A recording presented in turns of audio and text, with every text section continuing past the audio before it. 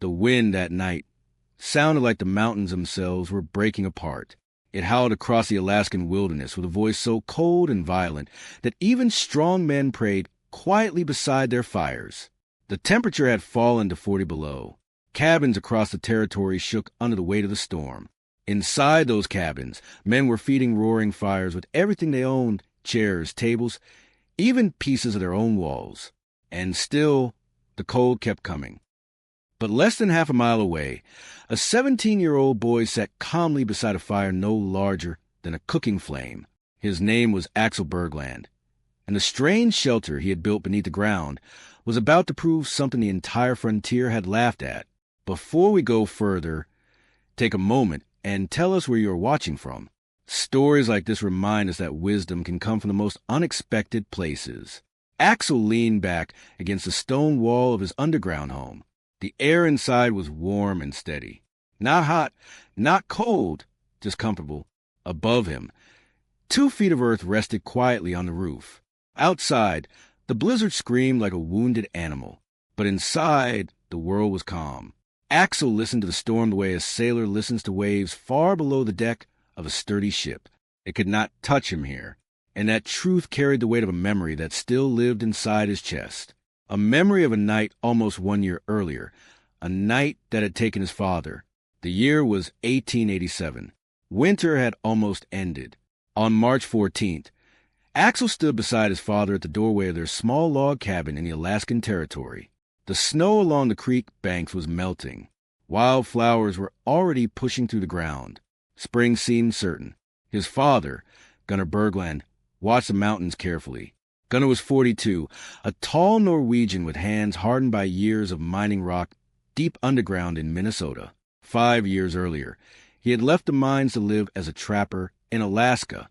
But a mining engineer never truly stopped thinking like one. Gunnar often spoke about the earth, about how stone and soil held heat differently than air, about how the ground stayed steady, while the weather above it changed wildly. To young Axel, those lessons had always sounded interesting, but distant. He was a trapper's son now. Life happened above the ground, or so he believed. That evening, the storm arrived faster than anyone expected. 2 hours after sunset, the temperature dropped 30 degrees. Wind came screaming out of the mountains like a train running downhill. Their cabin walls began to shudder. Gunnar immediately built the fire higher. Split pine logs cracked and roared inside the stone hearth. Axel stuffed rags into every gap around the door. He covered the window with a spare bearskin. Their cabin was strong by frontier standards, 14-foot x16. Thick lodgepole pine logs stacked carefully. Mud and moss packed between the seams. But strength against wind was not the same as strength against cold. By midnight, the fire was blazing so hard that sparks leaped up the chimney. And still, Axel could see his breath inside the cabin. He wore every layer of clothing he owned. 2 wool shirts, a coat, a fur vest. Even then, the cold pressed against him like invisible water. They fed the fire through the entire night, each log disappearing faster than the last. Gunnar kept talking to stay awake. He spoke about the mines again. Deep underground shafts where the temperature stayed near 55 degrees all year. In summer, the miners welcomed the cool. In winter, those same tunnels felt warm compared to frozen surface. The earth held its temperature. It changed slowly. It protected what lived inside it. Axel listened while pushing another log into the flames. The fire seemed powerful, but somehow the warmth kept slipping away. The cabin could not hold it. Morning arrived gray and brutal. The storm had not stopped. Ice had formed along the inside of the walls. Every crack between the logs carried thin lines of frost. Their firewood pile had already dropped a half. Gunnar moved slowly now. His hands trembled when he lifted the axe. His voice grew quiet. The cold had worked its way deep inside his bones. Axel watched his father sit beside the fire wrapped in blankets. The flames were only a few feet away. Yet Gunnar shivered as if he were outside in the snow. That moment burned into Axel's memory. A man freezing beside his own fire. Late that night, Axel woke suddenly. The fire had grown low. He added more wood quickly. Then he looked toward his father. Gunnar lay very still beside the hearth. Peaceful, too peaceful. Axel called his name. There was no answer. Sometime during that freezing night, the cold had finally taken him. Axel was 17 years old and suddenly alone in the wilderness. The ground was still frozen when Axel buried his father. He dug the grave on a hillside overlooking the creek where Gunnar had set his trap lines. The soil fought every swing of the pickaxe, but Axel kept digging hour after hour until the grave was deep enough. He wrapped his father in wool blankets and lowered him into the earth. There were no prayers. Gunnar had not been a religious man. Axel simply filled the hole and placed stones over the grave. Then he sat there until the sun disappeared behind the mountains. In the quiet of that evening, one thought kept returning to him. His father had died beside a roaring fire, not because the fire failed, but because the cabin could not hold the heat. Something about that felt wrong. Something about it felt preventable. And as Axel sat beside the grave, the lessons his father had once spoken about the earth began to return to him. The ground kept its temperature. Deep below the surface, winter and summer hardly existed. What if a home could use that strength instead of fighting against it? It was an idea that sounded strange, almost foolish. But grief has a way of pushing the mind toward answers that others refuse to see. Within weeks, the young trapper would begin digging into the hillside, and the men of the Alaskan frontier would laugh when they saw what he was building. What none of them understood yet was this. The winter of 1888 was coming, and the storm that followed would force every one of them to rethink what it truly meant to survive. The spring, after Gunnar Bergland died, was cold and quiet. The mountains still carried snow on their peaks. The creeks ran high with melting ice. Most people expected the young boy to leave. A 17-year-old had little chance of surviving alone in the Alaskan wilderness. 3 days after the storm, their nearest neighbor rode up the trail. His name was Einar, a thick-shouldered Norwegian trapper who had survived more than a decade in the territory. He expected to find the cabin empty. Instead, he found Axel working quietly outside. The boy was scraping beaver pelts and hanging them to dry. Einar dismounted slowly. He studied the boy for a moment. "You should come to town," he finally said. "There is work there, warm buildings, people." He explained that the mountains were dangerous even for experienced men. A boy alone had no chance. Axel listened respectfully. Then he shook his head. He would stay. Einar argued for nearly an hour, but the boy continued working without anger or hesitation. Finally, the older man sighed and climbed back onto his horse. As he rode away, he muttered that grief sometimes made people stubborn. Over the next several days, Axel studied the cabin that had taken his father's life. He examined every wall, every crack, every draft. He watched how the wind moved through the structure, how the fire's heat disappeared through the roof. It was not a badly built cabin. Most cabins looked exactly the same. That was the problem. They all fought the environment instead of using it. The walls were thin. The floors were cold. Heat escaped faster than the fire could replace it. The design itself was flawed. Axel sat on the hillside near his father's grave and remembered something Gunnar once said. 6 feet underground, the earth barely noticed winter. The temperature remained steady, calm, protected. That thought stayed with him for days. Then one morning, he picked up a shovel and began digging into the hillside. At first, the work seemed impossible. The ground was frozen like stone. Each swing of the pickaxe sent sharp pain through his shoulders. But Axel continued hour after hour, day after day. Slowly, a shallow pit began to appear in the earth. When Einar rode past again a week later, he stopped in disbelief. The boy was standing waist-deep in a hole. Dirt piles surrounded him like small hills. "What are you doing?" the older man asked. Axel wiped sweat from his forehead. He said he was building a new cabin, but this one would be underground. Einar stared at him for several seconds. Then he laughed. "Under? You mean like a root cellar?" Axel shook his head. "A home," he said calmly. "The earth keeps a steady temperature. If the walls are surrounded by soil, the cold cannot reach them the same way." Einar's laughter faded. Now he looked worried. "That is not how men build homes," he said. "People need walls above the ground, windows, air. What you are digging looks more like a grave." Axel thanked him for the concern. Then he returned to work. Einar rode away, shaking his head. Within days, the story spread across the trapping region. The Bergland boy had lost his mind. Some said grief had broken him. Others said loneliness had done the damage. But nearly everyone agreed on one thing. The boy was digging his own grave. Axel heard the jokes. He ignored them. For 6 weeks, he worked almost every waking hour. The pit grew deeper for feet, then wider, 14 feet long, 18 feet across. He removed thousands of pounds of soil by hand. The work hardened his body. His shoulders grew stronger. His hands developed thick calluses. But the digging also taught him something important. After one spring rain, water began collecting in the bottom of the pit. If he built his home directly on that surface, it would flood. So Axel dug a drainage trench along the upper side. He filled it with gravel and stones. Inside the pit, he built a floor layer of rocks and sand that would allow water to drain away. These were techniques his father had once used in the mines, lessons that suddenly mattered more than ever. When the excavation was finally finished, Axel began building the walls. He spent days gathering stone from nearby creek beds.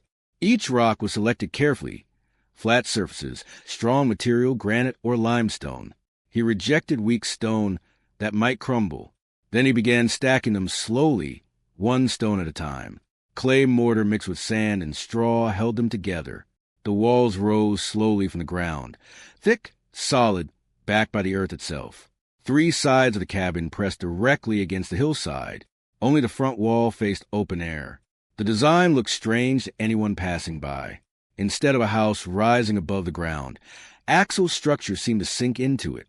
When Bjorn, a loud Swedish trapper from the Yukon area, rode past one afternoon, he burst into laughter. "So, the boy plans to live like a badger," he shouted. "A man should build a cabin that stands tall, not hide underground like an animal." The others who heard about the project repeated the joke often. Soon, people began calling Axel's shelter the Mole's Burrow. The name spread quickly across the territory, but Axel kept building. Stone walls rose higher. Then came the hardest challenge: the roof. A normal cabin roof held only wood and bark. Axel's roof would hold 2 feet of earth, several tons of weight. If the structure failed, it would collapse directly on top of him.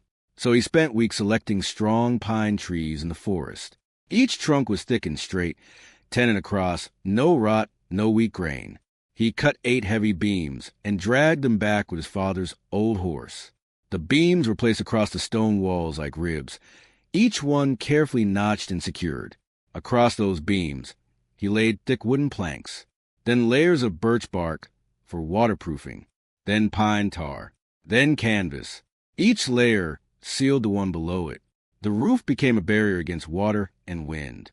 Finally, Axel began hauling soil back onto the roof. He spread it slowly, 6 at a time, packing it down firmly before adding more. The weight pressed down on the beams, but the structure held. When the roof finally reached 2 feet of soil, he covered it with sod. Within weeks, grass began growing across the surface. From a distance, the cabin almost disappeared into the hillside. Only the stone doorway and chimney revealed that a home existed there. By early autumn, the strange shelter was complete. Visitors came out of curiosity. They stood at the entrance and stared. Some were impressed by the craftsmanship, but most still shook their heads. Bjorn laughed again when he saw it finished. "Enjoy your burrow," he said. "When winter comes, you will wish you had built a real cabin." Anna remained doubtful. He admitted the construction looked solid, but the idea still felt wrong. Men were not meant to live underground. Axel invited them inside. The air was cool and steady, dry, comfortable. The stone walls held the temperature gently, but the visitors still remained skeptical. "Wait until January," Bjorn said. "Then we will see if the mole survives." As the men rode away, Axel closed the heavy door behind them.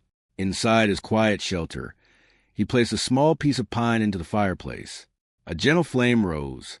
He sat beside it and watched the light dance across the stone walls. Winter was coming, and deep in his heart, Axel carried a quiet certainty. The earth had always protected what lived inside it. Soon, the mountains themselves would test whether he was right. Winter arrived slowly that year. The first snow came in November, thin white layers covering the hills. Then December brought colder nights and longer shadows across the Alaskan valleys. Trappers across the territory began stacking firewood higher beside their cabins. They knew what winter could do, but few of them worried about Axel Bergland. Most believed the young man would learn his lesson the hard way. Living underground might seem clever in mild weather, but real winter would prove the idea foolish. Inside his strange shelter, Axel quietly watched the season change. The earth around him held a steady warmth. His thermometer showed 48 degrees almost every morning. Outside, temperatures moved wildly, 20 degrees one night, 5 degrees the next. But inside the shelter, the air barely changed. He used his fire mostly for cooking. A small flame warmed the room easily. The heat had nowhere to escape. By late December, the first curious visitors began appearing. Some came only to see the strange home. Others came because their own cabins felt colder than usual. They sat near Axel's small fire and asked questions. How deep were the walls? What stopped the water from flooding the floor? Why did the air stay so warm? Axel explained everything. He spoke about drainage trenches, about thick earth insulation, about how the ground below 6 foot held nearly the same temperature all year. Some listened carefully. Others remained doubtful. Real winter has not arrived yet, one man said. Wait until February. Axel only nodded. He had no interest in arguing. The mountains would answer the question soon enough. Then, in January of 1888, the air changed. The morning sky turned a strange pale yellow. Birds disappeared from the trees. The forest grew quiet in a way that felt heavy and unnatural. Axel felt the pressure change in his ears. It reminded him of the stories his father once told about dangerous shifts deep inside the mines. Something powerful was coming. By noon, the temperature began dropping fast. By sunset, the thermometer outside read 0. By midnight, it had fallen to 20 below. The wind arrived like a hammer. Snow blasted across the open land so fiercely that even tall trees bent beneath its force. Cabins across the territory groaned under pressure. Inside those cabins, men piled wood into their fires as fast as they could. Flames roared up chimneys, but the cold kept pushing inside. Axel sat quietly in his underground shelter. A small fire burned in the stone hearth. Its warmth spread slowly through the room. His thermometer showed 58 degrees. Outside, the storm screamed. Inside, the air remained calm. The blizzard continued through the night. Then through the next day and the day after that, temperatures fell to 40 below. Wind drove snow across the plains without pause. Above ground, cabins were becoming desperate places. Men burned furniture to keep fires alive. They wrapped themselves in blankets and furs. Ice formed along the inside of their walls. Water buckets froze solid beside the hearth. The cold refused to leave. But underground, Axel's shelter held steady. The earth surrounding the walls never dropped below the mid-40s. The small fire replaced the tiny amount of heat that escaped. The system balanced perfectly. On the third night of the storm, Axel heard something unusual, a faint pounding. At first, he thought it was the wind striking the door. Then it came again, harder. Desperate, he rushed to the entrance and lifted the wooden bar. The moment he opened the door, the storm tried to rip it from his hands. A figure collapsed through the doorway. It was Anner. The older trapper was nearly frozen. His beard was covered with ice. His hands were stiff and pale. Axel dragged him inside and shut the door quickly. Anner could barely speak. His cabin had turned into a prison of ice. The fire had burned everything he owned. Chairs, shelves, even the wooden bucket. Still, the cold kept coming. When the firewood ran out, he had only one choice. Run for the boys' underground shelter, 200 yards across the storm, a distance that nearly killed him. Axel wrapped him in blankets and warm stones beside the fire. Slowly, carefully, he brought the older man back from the edge of death. Hours later, another knock came at the door. 2 more trappers stumbled inside. Their cabins had also failed. Soon, the underground shelter held 4 men. Outside, the storm continued to rage. Inside, the air stayed warm and steady. The small fire burned quietly while the men sat in stunned silence. For the first time, they truly understood what Axel had built. The blizzard lasted nearly 6 days. When it finally ended, the sun returned to a silent white landscape. The men stepped outside and saw the damage. Cabins destroyed, animals frozen. 3 trappers in the region had died during the storm.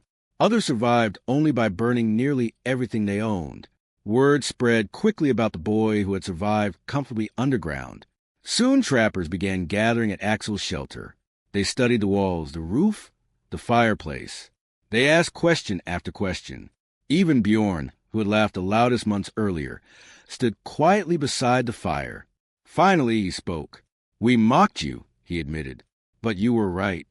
Anner held up his frostbitten hands, 2 fingers already turning black. "I will build one like this in the spring," he said. "Any man who ignores this lesson is a fool." When the snow melted months later, digging began across the territory. One by one, trappers started building homes partly underground. They copied Axel's drainage trenches, his stone walls, his earth-covered roofs. The idea spread quickly. What had once been called the Mole's Burrow became known as the safest shelter in the mountains. Axel never claimed the idea as his own. Whenever someone praised him, he simply pointed toward the hillside where his father rested. "This was Gunnar's lesson," he would say quietly.